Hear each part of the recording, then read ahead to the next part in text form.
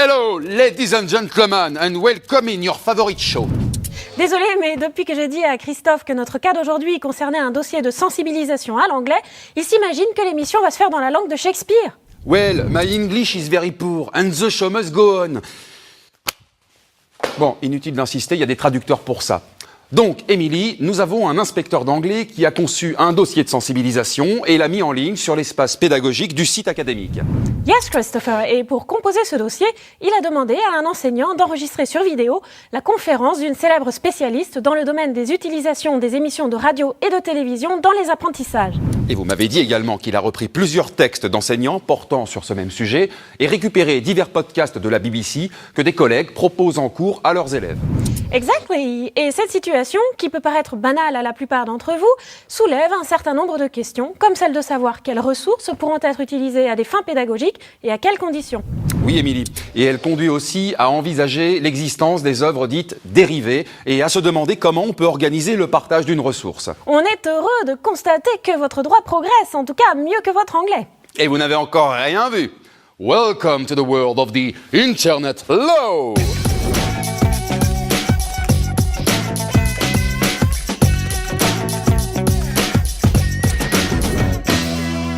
Nous évoquions donc avec Émilie le cas bien particulier d'un ensemble de captations ayant permis la création d'un dossier d'anglais mis en ligne sur l'espace pédagogique du site académique. Oui, Christophe, il s'agit bien de cela, car un enseignant capte la conférence d'une spécialiste. Un autre capte divers podcasts diffusés sur le site de la BBC. Et avec les écrits produits par d'autres enseignants, l'inspecteur conçoit un superbe dossier avec l'intention d'en faire profiter toute la communauté éducative. Alors, à votre avis, à quoi doit-on s'intéresser en premier ? Laissez-moi réfléchir, voyons un peu. Eh bien, je dirais que pour composer un tel dossier numérique, on doit d'abord s'intéresser aux conditions d'utilisation des ressources. Yes, of course. Et je peux rajouter aussi que nous ne sommes pas dans le cadre de l'exception pédagogique qui aurait pu donner aux auteurs une plus grande latitude. Very well, splendid. Yes! Mais revenons-en à la conférence qui a été filmée puis intégralement reproduite dans le dossier. Cette intervention est sans doute protégée par le droit d'auteur. Elle ne peut donc être reproduite qu'avec l'accord de la conférencière. Celle-ci doit en outre avoir autorisé la captation de son image au moment du tournage, mais aussi son exploitation ultérieure. Elle a bien vu la caméra et j'imagine que l'enseignant lui a expliqué le pourquoi de cette opération, donc voilà, c'est bien suffisant. Enfin, Christophe, bien sûr que non, ce n'est pas suffisant. S'agissant de l'autorisation d'exploitation donnée au titre du droit d'auteur, il faut conclure un contrat par écrit.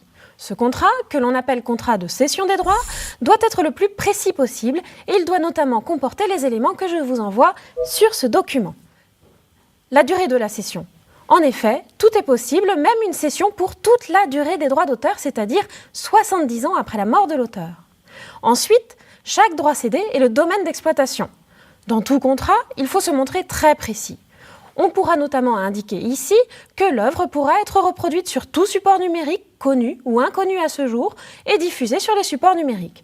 C'est vraiment au millimètre près si l'on ne veut pas être bloqué par la suite. Enfin, le lieu de la cession. Celle-ci peut être limitée à certains territoires ou couvrir le monde entier. S'il s'agit d'exploiter l'œuvre sur Internet, on indiquera que la cession couvre le monde entier puisqu'Internet, par nature, est international. Eh bien, dis donc, faut être sacrément organisé de nos jours. En fait, ce n'est pas si compliqué, il suffit de savoir que toutes ces mentions sont très importantes pour l'avenir du dossier. Rappelez-vous qu'en droit français, tout ce qui n'est pas expressément autorisé est interdit. Et j'imagine que si on oublie d'indiquer dans le contrat de cession une forme d'exploitation, il va falloir faire un nouveau contrat avec l'auteur pour autoriser cet usage de l'œuvre. Effectivement, et c'est pour cela qu'il vaut mieux bien réfléchir à ce que l'on veut avant, même s'il n'y a rien de dramatique. Il faudra régler également la question de la rémunération de l'auteur. Ici, tout dépendra de la position de l'auteur et de la négociation qui pourra s'engager avec lui. Mais rassurez-moi, la cession peut intervenir à titre gracieux quand même. Oui, bien sûr, et c'est même le plus souvent le cas en matière d'enseignement. Mais il n'empêche que l'auteur peut demander une rémunération. Eh bien, chers amis, vous négociez librement de gré à gré cette rémunération et vous avez enfin le droit d'exploiter. Pas tout à fait, Christophe. Le principe veut que l'auteur participe au succès de son œuvre. Il doit donc percevoir une rémunération proportionnelle au prix payé par le public pour y accéder. Mais dans le cas qui nous intéresse, à savoir celui d'un dossier mis en ligne sur le site de l'Académie, l'accès à l'œuvre ne donnera lieu à aucun paiement par le public qui est essentiellement composé d'enseignants. On entre donc dans le cadre d'une exception au principe qui permet de verser à l'auteur une rémunération forfaitaire. Ah, je me disais aussi que c'était trop facile. Autre chose. Il y a une autre question importante à régler, celle de l'exclusivité de la cession. Dans certains cas, on peut vouloir être le seul à pouvoir exploiter l'œuvre. Dans d'autres, cela importe peu. Il faut donc se mettre d'accord sur ce choix. Mais si la cession est exclusive, la rémunération sera généralement plus élevée. Au premier document, on peut donc ajouter celui-ci. Le contrat de cession de droit doit aussi comporter la nature et le montant éventuel de la rémunération de l'auteur, la précision de l'exclusivité ou pas de la cession, et je vous rappelle que tout ce qui n'est pas autorisé par le contrat est interdit. Mais le droit à l'image est-il de fait inclus dans le contrat de cession ? Non, là encore, il faut obtenir un accord écrit pour pouvoir prouver l'existence et l'étendue de l'autorisation. Il faut bien déterminer l'objet de cette autorisation. Par exemple, telle conférence, donnée à telle heure, à tel endroit. Il faut aussi que la personne concernée ait autorisé non seulement la captation de son image, mais aussi son exploitation, sous des formes qui, là encore, devront être précisées. Par exemple, pour une mise en ligne, pour un usage commercial ou non. Je subodore qu'il en est de même en ce qui concerne la rémunération. Tout à fait. Mais l'autorisation est en général donnée à titre gratuit, surtout dans un cas comme le nôtre, qui concerne une conférence. Elle doit simplement préciser si il existe une rémunération ou non. Le second point de notre cas concerne les textes des enseignants. Là, évidemment, il n'y a pas de droit à l'image. Pour le droit d'exploitation, tout dépend des circonstances dans lesquelles les enseignants d'anglais ont rédigé ces textes. Mais je vous laisse poursuivre. Thank you. Eh bien, si les enseignants ont créé ces œuvres dans le cadre strict de leur mission, en suivant de fait des instructions reçues de leur hiérarchie, ils sont alors soumis au régime applicable à tous les auteurs fonctionnaires. Leurs droits d'exploitation sont cédés à l'État.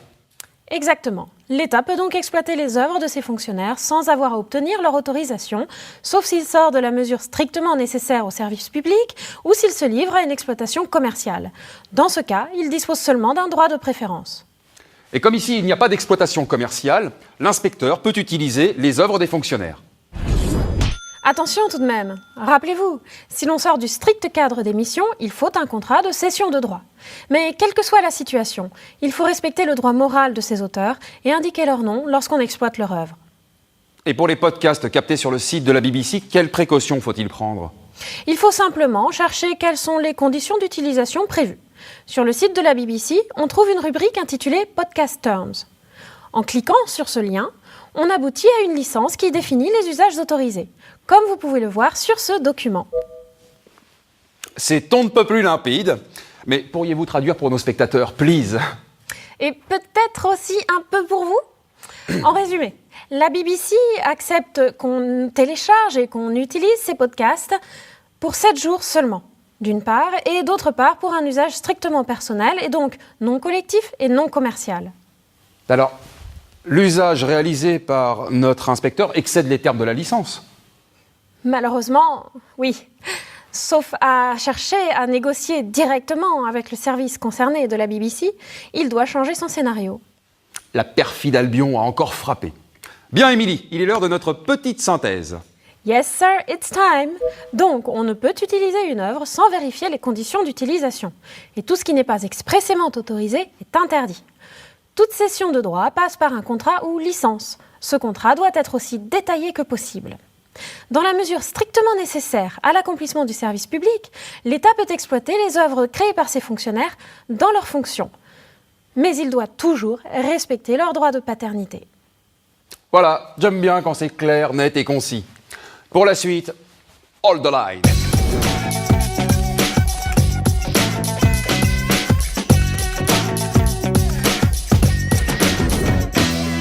Nous venons de faire le point sur tout ce qui encadre et protège l'auteur des ressources multimédia. Nous avons évoqué le droit d'exploitation, le droit à l'image, les contrats de cession, ainsi que la rémunération des auteurs, s'il y en a. Alors Émilie, maintenant que l'inspecteur a résolu tous ces problèmes, comment peut-il faire pour assurer le partage de sa production dans les meilleures conditions ? Je vais y venir, mais auparavant, il faut se poser la question de la nature de l'œuvre. Oui, chers amis, s'agit-il d'une œuvre collective ou d'une œuvre de collaboration ? Non, Christophe, désolé, c'était un piège. Perfide Émilie or not perfide Émilie. That is the question. Il s'agit d'une autre approche. Je vous explique. Ce dossier peut être considéré comme une œuvre composite ou dérivée. On veut dire par là qu'il s'agit d'une œuvre créée à partir d'œuvres préexistantes, comme lorsqu'un roman est adapté au cinéma, par exemple. Cela implique d'obtenir l'accord des auteurs des œuvres ainsi utilisées. Mais cela signifie aussi, dans notre cas, que l'inspecteur est l'auteur de l'œuvre composite ou dérivée. Voyez ce que je vous envoie. L'œuvre dite dérivée est celle qui intègre des œuvres préexistantes. Elle suppose d'obtenir l'accord des auteurs des œuvres préexistantes, mais elle constitue aussi une œuvre à part entière. Oui, je comprends. L'inspecteur est l'auteur d'une œuvre dérivée et c'est donc lui qui décide comment exploiter ce dossier numérique. Certes, Christophe, mais vous oubliez que l'auteur est un fonctionnaire, donc... Eh oui, s'agissant d'une exploitation non commerciale d'une œuvre créée dans le strict cadre des fonctions, c'est l'État qui est cessionnaire des droits d'exploitation. C'est donc lui qui peut décider quand et comment ce travail doit être exploité. Je vous l'accorde, déterminer les contours précis de la mission de service public d'un inspecteur n'est pas chose facile. Mais on peut considérer que l'animation et la promotion de cette discipline fassent partie intégrante de sa mission. Heureux de vous l'entendre dire. Mais revenons au souhait de notre inspecteur-auteur d'en faire profiter la communauté éducative la plus large. Que peut-il faire sans pour autant prendre le risque de voir son œuvre piratée ou déformée ? Il faut simplement lui associer une licence d'utilisation, comme l'a fait la BBC pour ses podcasts. On peut rédiger une licence spécialement à cet effet. On peut aussi utiliser une licence préexistante, comme les licences Creative Commons par exemple. Ces licences Creative Commons sont-elles conformes au droit français ? Tout à fait. Il en existe d'ailleurs une version française publiée sur le site creativecommons.org. Elle a été adaptée aux particularités du droit français. Vous n'avez plus qu'à l'installer sur le site. Damned ! Mais comment fait-on pour s'y retrouver là-dedans ? Eh bien, c'est très simple. Il suffit de choisir entre plusieurs licences, suivant les usages que vous comptez autoriser. La licence paternité, par exemple, permet tout usage de l'œuvre, commerciale ou non commerciale. Elle impose simplement que le nom de l'auteur reste associé à son œuvre. La licence paternité, pas d'exploitation commerciale, en revanche, ne permet qu'un usage personnel de l'œuvre. Au total, 6 contrats peuvent ainsi être composés en activant telle ou telle icône. Ah, c'est bien pensé, système de licence. Y a-t-il autre chose, Émilie ? Non, nous avons fait le tour de notre cas d'aujourd'hui. Je suis sûre que vous allez me demander de vous rejoindre pour la synthèse finale. On ne peut vraiment rien vous cacher. A tout de suite for the final synthèse.